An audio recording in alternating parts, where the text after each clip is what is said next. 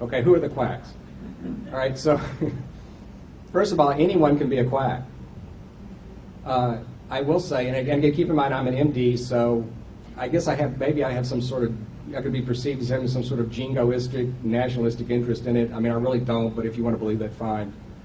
MDs and DOs, medical doctor and doctor of osteopathy, they're the same. They're basically the same thing. Historically, they were different, but they've converged into one field of knowledge. They both practice science-based medicine. So in medical school, we are taught science-based medicine, even though some medical colleges have incorporated so-called alternative medicine electives.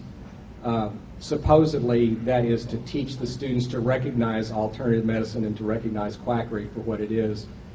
In fact, what they do is they set up these departments of alternative medicine, and then they put some homeopath in charge and just leave him alone, and if he wants to teach quackery, then he teaches quackery. So it's even in regular medical schools, but it's still considered the black sheep of the family. The problem with quackery of MDs and DOs is when they do become quacks, they do the most damage because they have the most power.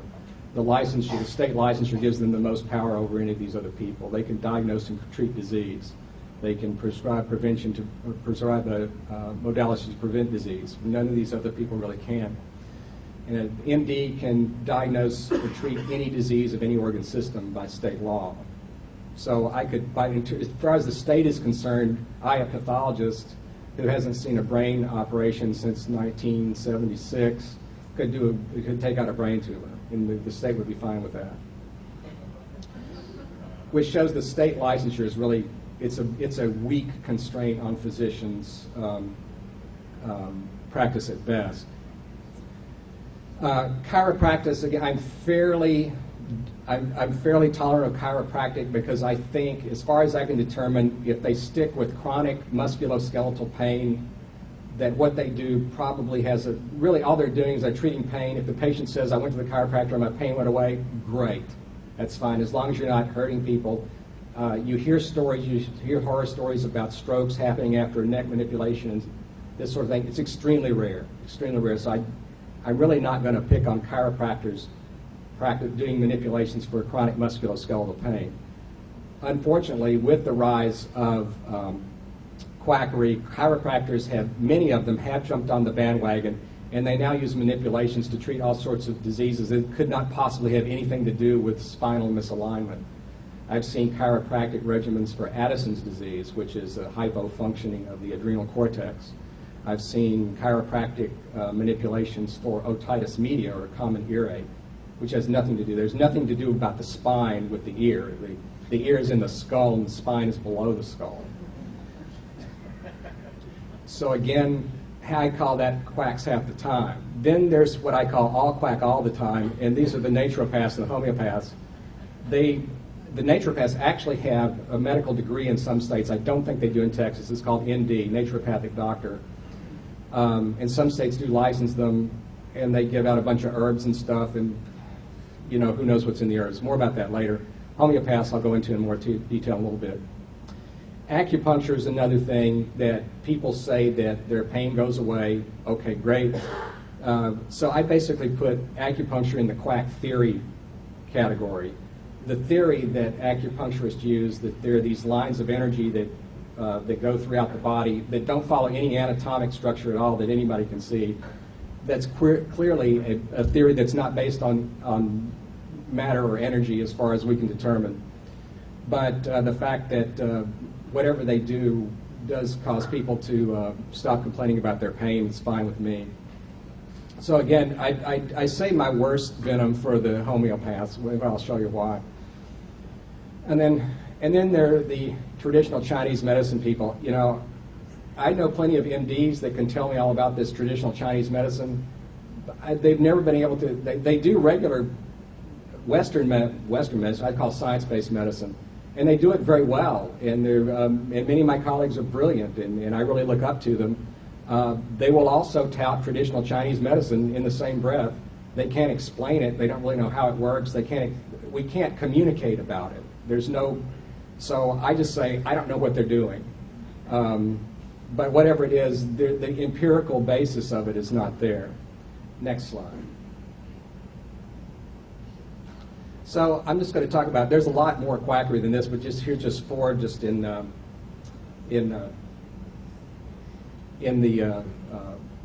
descending order of bogusness.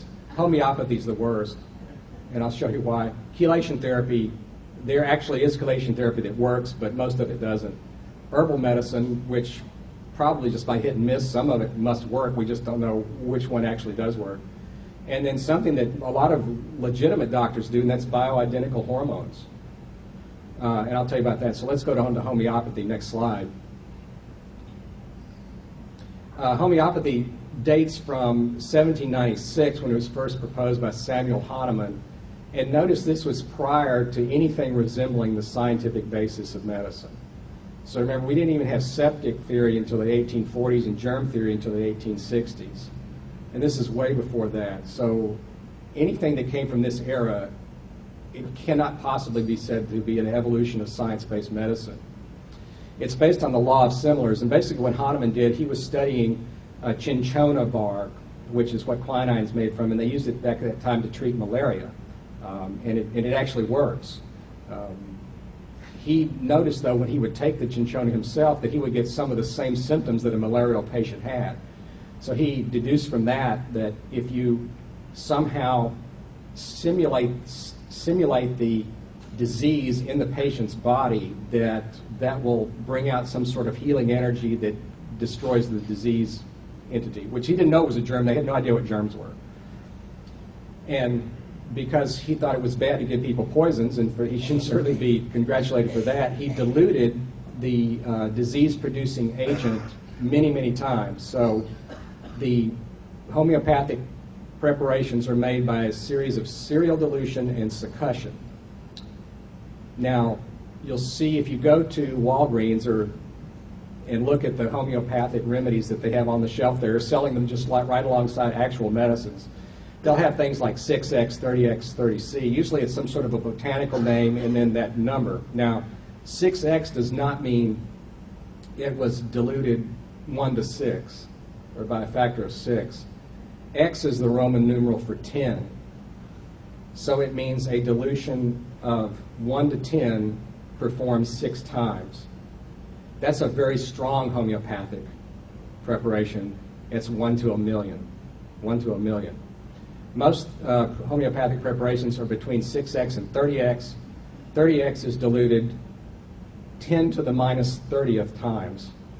10 to the minus 30th, which means if you took, like, let's say some disease-causing herb or something and took a mole of it, or whatever the active ingredient is, and let's say the mole is 500 grams, and you put it in a wash tub, and then you dilute that with 10 other wash tubs, and dilute that dilution with 30 times, you'll end up with dilution of 10 to the minus 30th, which means, since Avogadro's number is only something like 10 to the 24th, you end up with, in the last wash tub you're left with, there's like a 1 in a million chance that there'll be even one molecule of the original thing there. And that's not, and that's not the worst of it. There are preparations labeled 30C. So that is a dilution of 1 to 100 done 30 times. 10 to the minus 60th. 10 to the minus 60th, or 46 orders of magnitude less than Avogadro's number. Impossible. They say, though, that in the process of this dilution, and they do these, they use placebo effect a lot because they do all this in front of the patient. They have these dilution flasks laid out there, and they pour the stuff in, and they dilute it, and they shake it really violently like that, and that's called succussion. And according to homeopathic theory, the succussion brings out the healing energy of the water. So basically, I always try to look at the glass half full, though. The good thing about homeopathy, you're not going to kill anyone with a homeopathic remedy. But rest assured, when you go to Walgreens, and if they are selling true homeopathic remedies, you're basically buying nothing but water. Now, this brings up a problem. There's no real definition, commercial definition, or government definition of a homeopathic product So sometimes things that are actually in pharmacologic doses are sold as homeopathic remedies, and they do have a pharmacologic effect. And sometimes they may actually be favorable. There's a preparation called arnica, which a lot of people say helps their pain. They rub it on their pain and it helps. But you can buy arnica in either as arnica, which is a pharmacologic dose of it, or a homeopathic dose. People think they're the same thing, but obviously you're either buying arnica or you're buying nothing at all. But they think they're buying arnica either way. And again, it's because advertisers can say whatever they want to say and nobody can do anything about it. Let's go to the next thing, chelation therapy. Chelation is a process by which a complex organic compound will bind to a metal, and that complex will be excreted usually in the urine, sometimes in the bile and the liver. And this is a very important thing. It's saved the lives of children with chronic hemolytic anemias like thalassemia. It's a disease where red blood cells are turned over very rapidly. They're destroyed very rapidly. The kids have to be transfused, but the thing is they get overloaded with iron. If the iron accumulates, it can cause heart failure, diabetes, and cirrhosis of the liver. So there has to be some way to remove that extra iron, and chelation therapy is the way to do it. They get an IV dose. They usually goes in at night, and they get this chelating agent, and it binds the iron and is excreted. And there are rare things like Wilson's disease, which is an accumulation of copper that can cause cirrhosis of the liver, and that can be treated with chelation therapy. The problem is that once the quacks learned this new word, because it sounded so cool, they decided, well, maybe heavy metals, since they're toxic, maybe they cause a lot of things. Maybe they cause heart disease. Well, maybe they cause hardening of the arteries. Maybe they cause cancer. And if so, if we can remove these toxic substances, these metals, then we will prevent a disease or treat disease. So in fact, there are chelation clinics where they will go in and hook you up to a chelating agent and take out all the heavy metals that are not in your body and not causing any harm. And even if they did, they wouldn't be causing things like hardening of the arteries. There's no scientific evidence that heavy metal poisoning causes hardening of the arteries. So there's something that is used by legitimate doctors, but it's also used much more commonly by quacks. Again, it's hard to distinguish. If somebody tells you need chelation therapy, you need to start asking questions. You need to know something about the background of the person doing it. Generally, for somebody to give you chelation, there will be a university-affiliated physician that does academic practice, because this is a fairly esoteric area of medicine. So if you go to a storefront that does chelation therapy, it's probably a quackery operation. Next slide. Herbal medicine. Now, herbal medicine is theoretically legitimate, and we all know that penicillin came from a mole. We know that quinine came from cinchona, that digitalis came from foxgloves. Clearly, there are substances in nature that can treat disease very effectively. The problem is there are a lot of substances in nature, and until you test them properly, you don't know what works and what doesn't. The basis of herbal medicine is that there's something about the herb, not the chemicals that are in it, that treat disease. That's the fundamental difference. Legitimate pharmacology recognizes that there are chemicals in natural sources that have pharmacologic activity, and they seek to isolate those chemicals and test each one and see which one has the positive therapeutic effect, which one causes the side effects. Herbalists don't see it that way. They see the herb itself, the fact that it's a conglomeration of hundreds or thousands of pharmacologically active compounds, that has the healing effects. It's one of these moving target things. When you test one herb and spend several $1 million doing a clinical trial and it turns out it doesn't work, the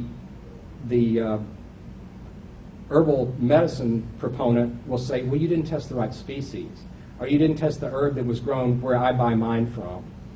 See, mine are grown in this greenhouse with this special type of fertilizer, and it works, and the stuff you tested was, like brand X or something. So it's a moving target. You'll never be able to disprove that these herbal medicines work because the apologists keep coming back with some qualification as to why it doesn't work. And that's simply to the fact that the chemical composition of herbs is not standardized. It's whatever Mother Nature decides, that's what you're going to get. It's just one of these things that's very difficult to test. Now, that said, there are some herbs that probably work. I think The National Center of Complementary Alternative Medicine has spent $500 million in the last 10 years. It's an arm of the NIH that was put under pressure of the alternative medicine apologists. $500 million, and the only thing it discovered was that ginger root extract is a good treatment for chemotherapy-induced nausea. So that'll be $500 million. Thank you very much. Feel free to visit again. When these drugs are tested, when these herbs are tested, most of them fail validation. Now, are there undiscovered drugs out there from botanical sources? I'll bet there are. But you got to test them, and you got to look, and you got to standardize, and you got to test them properly. Let's go to the next one. Bioidentical hormones. Some of my best friends purvey these bioidentical hormones. I'll call it, usually gynecologists, I'm calling them up to give them a diagnosis on a biopsy or something, and I'm listening to the bioidentical hormone spiel while I'm on hold. So this really tells you a lot about science and the difference between science and pseudoscience. So first of all, science can go wrong, and so can pseudoscience. The difference is that when science goes wrong, you know, it's really embarrassed about it. And it tries to do better next time. And this is a perfect example of that.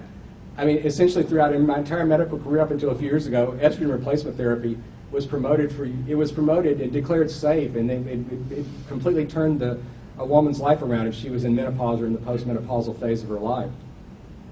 But all of a sudden, it was discovered when you started looking into it that, well and good, but it increases the risk of blood clots, gallbladder disease, and cancers of the endometrium, breast, cervix, kidney, and liver. To which I say, picky, picky, picky. Now, so estrogen replacement therapy is still done, but there's been a lot of, but doctors are not pushing it like they used to. Patients are not asking for it like they used to.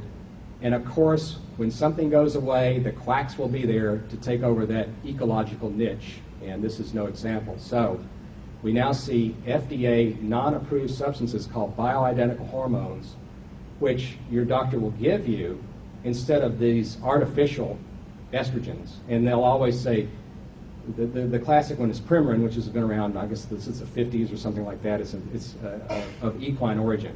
And they say, do you really want to put something in your body that was made from mare's urine?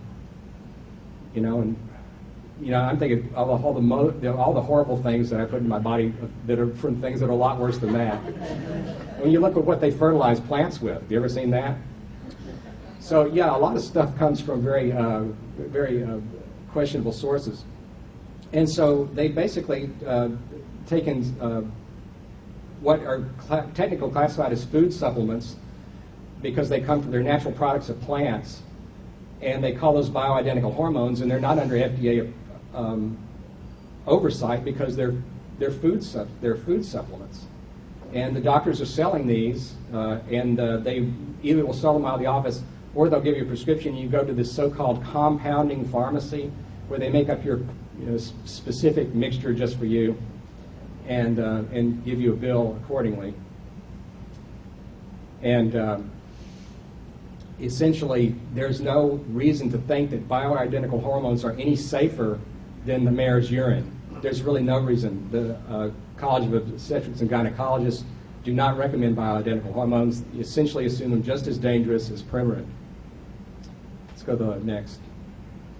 I'm running out of time, so I'm going to stop here. We'll do this later. Let's do this again sometime. And we'll go on the next chapter. We'll talk about how to spot quackery and how to learn Quackery's keywords. Thank you.